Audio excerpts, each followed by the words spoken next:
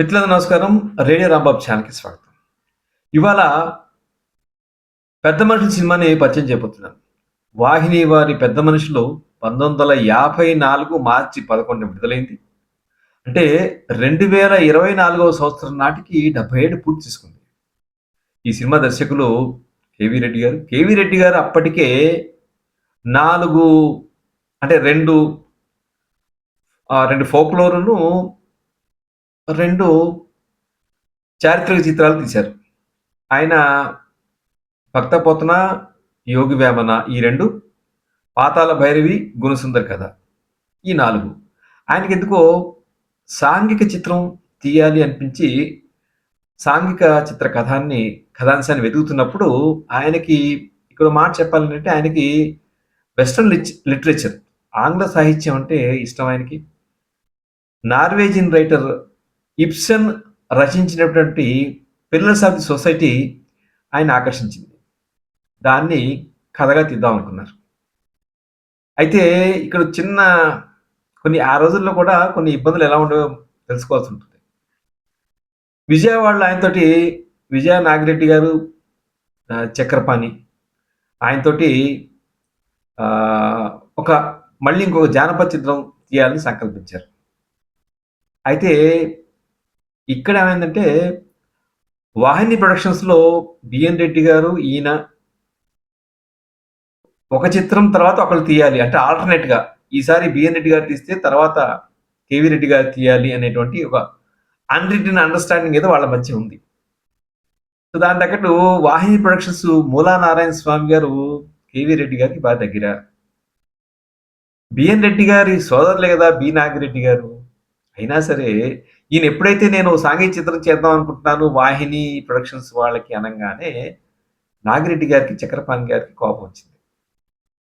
So, వాళ్ళేం జేశారంటే ఈ వాహిని studios అప్పటికి వాళ్ళ ఆధ్వర్యంలో ఉండేది.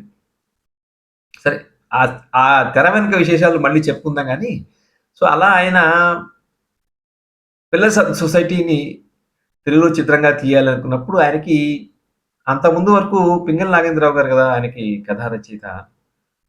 నాగిరెడ్డి గారు, చక్రపాణి గారు, పింగళి గారు మా కాంట్రాక్ట్‌లో ఉన్నారు. మేము ఆయన సేవల్ని మీకు అందుబాటులోకి ఇవ్వలేము అని చెప్పారు. అప్పుడు ఆయనకు ఒక రచయిత కావాల్సొచ్చింది. రచయిత కావాల్సొచ్చినప్పుడు ఆయన విజయవాడలో 'పాతాళ భైరవి' శతదినోత్సవం సభలో వెళ్ళినప్పుడు అక్కడ ఒక నాటకం చూశారు. ఆ నాటకం పేరే నాటకం.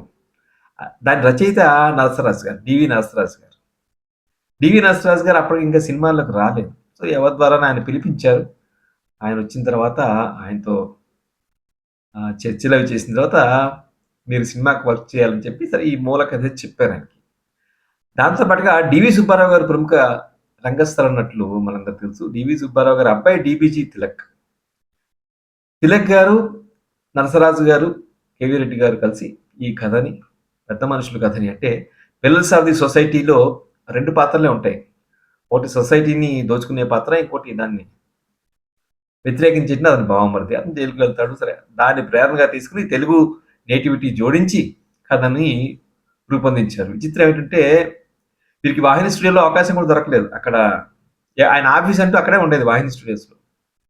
అయితే చివరికి వాళ్ళేం చేశారంటే ఇక కేవీ రెడ్డి గారి ఇంట్లోనే కూర్చొని ఆ కథా చర్చలు చేసి కథని విస్తృతపరిచి దాని స్క్రీన్ ప్లే కూడా తయారు చేసుకున్నారు. పెద్ద మనుషులు 54 నాటికి ఒక సంచలనం దేనికంటే అప్పటికి అక్కినేని నాగేశ్వరరావు గారు, ఎన్టీఆర్ గారు వాళ్ళ పేరు పడ్డ హీరోలు. అప్పటికే ఒక ఒక ఫార్మాట్‌లో తెలుగు సినిమాలొస్తున్నాయి. ఈయన పెద్ద మనుషుల పేరుతోటి పెద్ద మనుషులకుండేటువంటి చిన్న బుద్ధుల్ని చూపేటువంటి చిత్రంగా దీన్ని ఎంచుకున్నారు. దీంట్లో హీరోని ఎవరు చెప్తాము? ఇందులో నలుగురు ప్రధాన పాత్రలు. సరే, ఇది కథాంశం మనం కొంచెం క్లుప్తంగా చెప్తే మీకు 'ఆదికేశవపురం' అనేటువంటి ఒక మున్సిపాలిటీ టౌన్ అనుకుందాం. సో, అక్కడ మున్సిపల్ చైర్మన్ ఒకాయన ఉంటాడు. ఆయన పేరు ధర్మారావు. ఆయన అనుచరులు ముగ్గురు. ఒకాయన పచ్చిపులుసు శేషావతార్. ఈయన వ్యాపారస్తుడు. ఇంకో ఆయన నాగోజీ. ఆయన కాంట్రాక్టరు. మరో ఆయన సిద్ధాంతి. అంటే స్థానికంగా ఉంటే ఆలయ పూజారి. సో, ఈ ఈ ముగ్గురు ఈయన ప్రధానంగా ఈ చైర్మన్ గారు. సో వీళ్ళిద్దరు కూడా సభ్యులు మున్సిపాలిటీ సభ్యులు. దీంతో పాటు ఒక వార్డు సభ్యులు ఇంకో ఆయన ఉంటాడు. ఆయన పేరు రామదాసు. ఆయనకు ఒక పత్రిక ఉంటుంది ప్రజామిత్రని. రామదాసు గారికి ఈ చైర్మన్ గారంటే చాలా గురి. ఈయన చాలా సేవ చేస్తున్నాడు. ఎందుకంటే వీళ్ళ ఆధ్వర్యంలోనే ఒక అనాథ శరణాలయం నడుస్తూ ఉంటుంది. అనాథ శరణాలయాన్ని బాధ్యత రామదాస్కి అప్పగిస్తారు. సో రామదాస్కి ఏంటంటే చైర్మన్ గారు చాలా గొప్పవాడు అనేటువంటి భావనలో ఉంటాడు. అయితే ఈ నాగోజీరావు అలాగే శేషావతారం వీళ్ళిద్దరు ఉన్నారు కదా, వాళ్ళకి కొంచెం గురుగా ఉంటుంది రామదాస్ అంటే. అన్నిటికీ చైర్మన్ గారు పొగుడుతాడు, మా గురించి ఏం చెప్పడు అని చెప్పి. ఇలాంటి సమయంలో ధర్మారావు వాళ్ళు కంప్లైంట్ చేస్తారు. ఇతను మనకు అడ్డుగా ఉన్నాడు. ఈ రామదాసు ఏమిటంటే ఆయన ధర్మారావు గారు కొంచెం లౌకిడు కాబట్టి దారిలో తీసుకొద్దాం అన్నట్టుగా చెప్తూ ఉంటాడు. రాజన్నాలయం ఇతని రామదాస్కి కంటి చూపుతో బాధపడే కూతురు భార్య. అలాగే ఈ చైర్మన్ గారికి ఒక వితంతు సోదరి, పిచ్చివాడిగా ముద్ర వేయబడేటువంటి ఒక సోదరు ఉంటారు. ఆ సోదరి పేరు తిక్క శంకరయ్య. తిక్క శంకరయ్య అంటుంటారు. సోదరి విధవ. ఆ ఆస్తిని కూడా ఆయన కలిపేసుకున్నాడు అనేటువంటి మాట ఈ శంకరయ్య గారు చెప్తూ ఉంటాడు. సోదరుడి ఆస్తి సోదరాస్తి కూడా ఆయనే కలిపేసుకున్నాడు అని చెప్పి గుంభనగా నర్మగర్భంగా మనకి ఈ తిక్క శంకరానంద స్వామి అని చెప్పి ఆయన ఈ పాత్రను రేలంగి పోషించాడు. ఇక్కడ మాట చెప్పాలి, రేలంగి గారు తనకి చాలా ఇష్టమైన చిత్రంగా పెద్ద మనుషుల చిత్రాన్ని పేర్కొన్నారు. సో ఇది కదా. వీనికి చైర్మన్ గారు కొడుకుంటాడు. అతని పేరు ప్రభాకరం. అతనేమో అప్పట్లో అంతా మెద్రాస్ కాబట్టి మద్రాసులో డాక్టర్ కోర్స్ చదువుతూ ఉంటాడు. అతనికి ఈ రామదాస్ గారి అమ్మాయి కంటి చూపుతో బాధపడుతుంటే ఆ అమ్మాయికి ఎట్లా కంటి చూపు తెప్పించాలని కృషి చేస్తూ ఉంటాడు. ఆ అమ్మాయిని ఆరాధిస్తూ ఉంటాడు. అతను అదొక లవ్ యాంగిల్ అనుకోండి, రొమాన్స్ యాంగిల్. సో హీరోగా చెప్పాల్సి వస్తే ప్రభాకర్ అన్న చెప్పాల్సి వస్తుంది. కానీ ప్రధానంగా ఈ దుష్ట చతుష్టయం వీళ్ళు అనమాట. ఇప్పుడు ఈ కథ ఏమిటంటే ఇక్కడ ధర్మారావు గారు ఏం చేస్తారంటే తన చెల్లెలు డ్రైవర్ తోటి కొంచెం సన్నిహితంగా ఉందని చెప్పిన కోపంతో కాల్ చేస్తాడు డ్రైవర్ కాల్ చేస్తే అప్పుడే రామదాస్ అక్కడ ఉంటాడు. రామదాస్ చూసి అయ్యో చైర్మన్ గారు ఏదో కోపంలో చేశారు కానీ ఆయన జైలుకి వెళ్తా ఎట్లా అని చెప్పని ఆ తప్పుని తన మీద వేసుకుంటాడు. తన మీద వేసుకుని జైలుకి వెళ్ళిపోతాడు. ఇప్పుడు రామదాస్ అడ్డం లేదు వీళ్ళకి. సో కాబట్టి యథేచ్ఛగా ఇంక శరణాలయం వీళ్ళ కంట్రోల్లో తీసుకుంటారు. శరణాలయంలో ఎవరినో పెడతారు. అలాగే రామదాసు భార్యని కూతుర్ని ఆ ఊళ్ళో నుంచి వెళ్ళిపోయేలాగా చేస్తారు. ఎందుకంటే ఈలోగా ప్రభాకరం రామదాసు కూతురు పద్మని ఆరాధిస్తున్నాడనో లేకపోతే ఏదో ప్రత్యేకంగా చూస్తున్నాడు అనేటువంటి కోపంతో వాళ్ళని మొత్తానికి ఊరు విడిచి వెళ్ళిపోయేలాగా చేస్తారు. ఈలోగా ఏమవుతుందంటే సరే వాడు వెళ్ళిపోయినా కూడా ప్రభాకరం వాళ్ళని గమనించి వాళ్ళని వెతికి పట్టుకుని వేరే ఊరు వెళ్ళి అమ్మాయిని తీసుకుని వాళ్ళిద్దరు తీసుకుని మెడ్రాస్ వెళ్ళి అమ్మాయికి చూపు వచ్చేటువంటి ఒక ఆపరేషన్ అవన్నీ చేస్తారు. అదొక కథ. ఈలోగా ఏమవుతుందంటే ఇక్కడ వీళ్ళకి గుళ్ళో లంకి పెందులున్నాయి, నిధులు ఉన్నాయని చెప్పి ఈ సిద్ధాంతి ఒక వార్త తీసుకొస్తాడు. సరే రాత్రిపూట దాన్ని తవ్వి ఆ నిధిని సొంతం చేసుకోవాలని చెప్పని వీళ్ళు సంకల్పిస్తారు. ఇది కొంతకాలం గడుస్తుంది. సరే ఈలోగా ఆయన రామదాస్ విడుదలవుతాడు. రామదాస్ విడుదలైన తర్వాత ఈ చైర్మన్ గారి దగ్గరికి వస్తాడు. చైర్మన్ దగ్గరికి వచ్చిన తర్వాత చైర్మన్ ఇట్లా ఆయన చైర్మన్కి ఇంత సహాయం చేసినా కూడా చైర్మన్ దాన్ని పట్టించుకోడు. నా వల్ల మీ వల్ల నా భార్య అమ్మాయి వెళ్ళిపోయారు అని బాధపడి చెప్పినా కూడా అతన్ని నింద మోపి కట్టడి చేస్తారు. అంటే మళ్ళీ రామదాస్ తన భార్య వాళ్ళ అమ్మాయిని తెచ్చుకుని ఇక్కడ ఉంటాడు. ఇలా డాక్టర్ కోర్స్ చేసినటువంటి ప్రభాకర్ వచ్చి ఇక్కడ ప్రాక్టీస్ పెడతాడు. ప్రాక్టీస్ పెడుతుంటే అతను ఎక్కువగా వాళ్ళ ఇంటికి వెళ్తుంటాడు. కోపం వస్తుంది. ఇదంతా ఒక కథ. ఇలా కథ సాగి చివరికి ఆ నిధి తవ్వకంలో ఏమవుతుందంటే ఈ పెద్ద మనుషుల్లో అందులో పడి ఆ గుడి కూలిపోతుంది చివరికి. అది అంటే ఒక పాజిటివ్ అని చూపిస్తారు, కూలిపోతుంది. చైర్మన్ ధర్మారావు తను తప్పు తెలుసుకోవటం. ఇది కథ. ఇది క్లుప్తంగా కథ. తెర వెనుక విశేషాలు ఏమిటంటే ధర్మారావుగా పాత్ర పోషించినటువంటిది జంధ్యాల గౌరీనాథ్ శాస్త్రి గారు. గౌరీనాథ్ శాస్త్రి గారు 'భక్త పోతన'లో శ్రీనాథుడిగా నటించారు. అద్భుతంగా పోషించారు. ఆయన చాలా బావుంటుంది. ఆయన ఆహార్యం గాని, సంభాషణలు పలికే విధానం గాని ముచ్చట గొలుపుతుంది. మరొకళ్ళు 'నాగోజీరావు' కింద 'ఏవి సుబ్బారావు' ఆయన కూడా అప్పటికే పెద్ద యాక్టర్. పెద్ద యాక్టర్ అంటే నటుడు, ఆర్టిస్టు. సో, స్టార్ కన్నా కూడా. వీళ్ళెవరు స్టార్స్ కాదు కదా! అప్పుడు. బాగా తెలిసిన వ్యక్తి 'పచ్చిపులుసు శేషావతారంగా' వేసినటువంటి 'చదలవాడ' అద్భుతంగా చేస్తాడు. 'చదలవాడ' మనకు గుర్తునే ఉంటుంది. 'మాయాబజార్‌లో' తర్వాత కాలంలో మనం చూస్తాం. సరే 'సిద్ధాంతిగా' వేసిన ఆయన 'వంగర' అద్భుతంగా చేస్తాడు. ఆ కుట్రలు, కుతంత్రాలు పనటంలో తెలివి చూపించిన అద్భుతంగా ఉంటుంది. రామదాస్‌గా ముదిగొండ లింగమూర్తి గారు. లింగమూర్తి గారు అప్పటిదాకా ఆయన విలన్ పాత్రలు పోషించినా ఈ చిత్రంలో పాజిటివ్ పాత్ర వేయటం ఆశ్చర్యపరుస్తుంది. ఆ తర్వాత ఆయన నెగెటివ్ రోల్స్ తగ్గించేసుకున్నారట. సో, ఈ సంగీతం ఏమో అద్దేపల్లి రామారావు, ఓగిరాల సమకూర్చారు. సంగీతం ఎంత బావుందోనండి. నేపథ్య సంగీతం ముఖ్యంగా చాలా హాయిగా, అద్భుతంగా అనిపించింది నాకు. ఎందుకంటే, ఈ 70 ఏళ్ల సందర్భంగా మళ్ళీ యూట్యూబ్‌లో అందుబాటులో ఉంది. నేను మళ్ళీ చూసాను ఈ సినిమాని. పద్మగా వేసినేమో జూనియర్ చిరంజీవి. ఇక ప్రభాకర్‌గా వేసినతను రామచంద్ర కాశ్యప్. రామచంద్ర కాశ్యప్ నరసరాజు గారికి బాగా తెలుసు. అలా రామచంద్ర కాశ్యప్ సినిమాల్లోకి రావడం జరిగింది. రామచంద్ర కాశ్యప్ మనిషి అతను హీరో గాని డైలాగ్ డెలివరీ గాని అది బావుంటుంది. శ్రీరంజని ఆవిడ బాగా చేస్తుంది. ఇక రేలంగి తిక్క శంకరానంద స్వామి అవ్వటం కొన్ని పాటలు గూడా ఉన్నాయి. పాటలన్నీ బావుంటాయి. ముఖ్యంగా 2 పాటలు ఒకటి 'నందామయ గరుడ నందామయ' ఇంకోటేమో ఆహ్, 'శివ శివ మూర్తివి గణనాథ నువ్వు శివుడి కుమారుడివి గణనాథ' అనేటువంటి ఈ 2 పాటలు.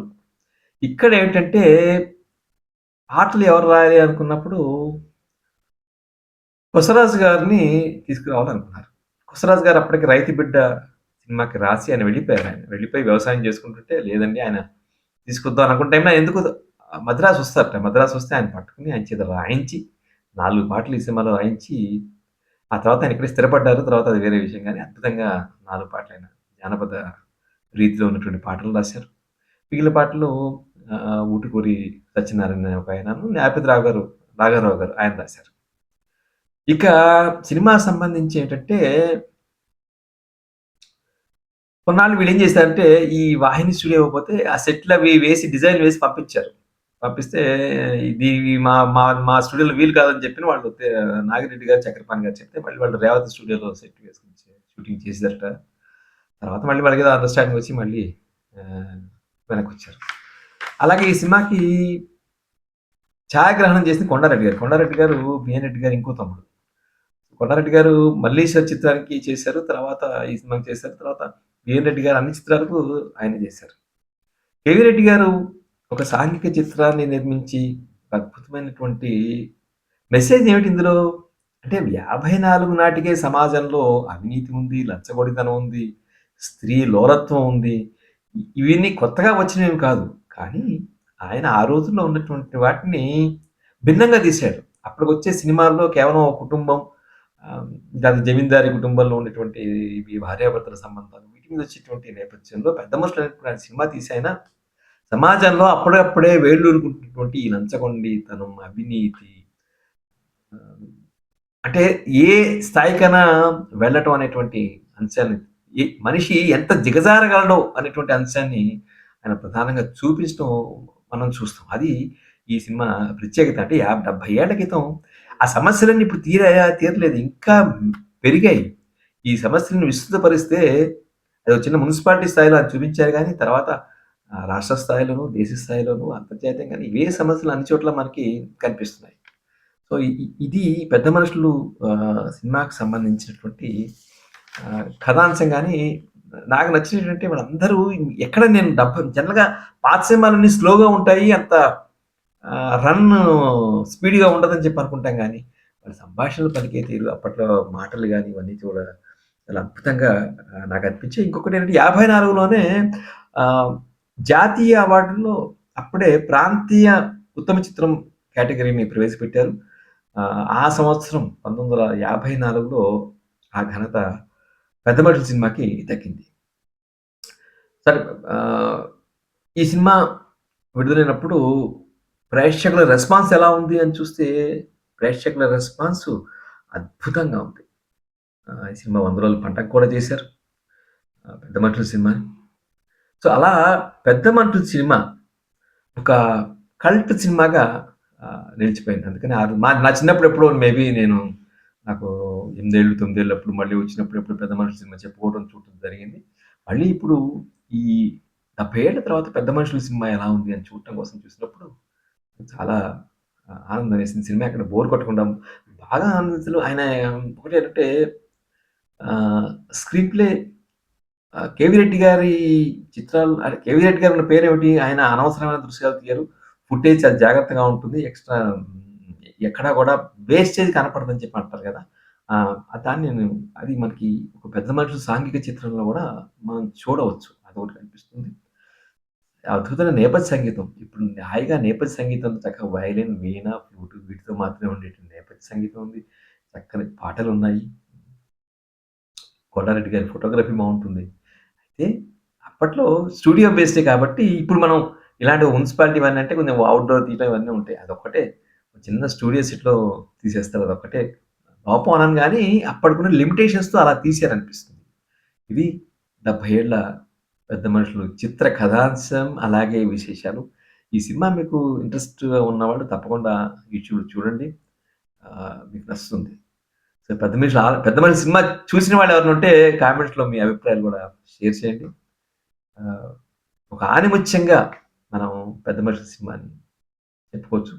ఈ విధంగా వీలైతే ప్రతి శుక్రవారం ఒక ఆణిముత్యాన్ని మీకు పరిచయం చేసే ప్రయత్నం చేస్తాను. ఇది పెద్ద మనుషుల చిత్ర వివరాలు. ఈ వీడియో మీకు నచ్చినట్లయితే లైక్ చేయండి, షేర్ చేయండి.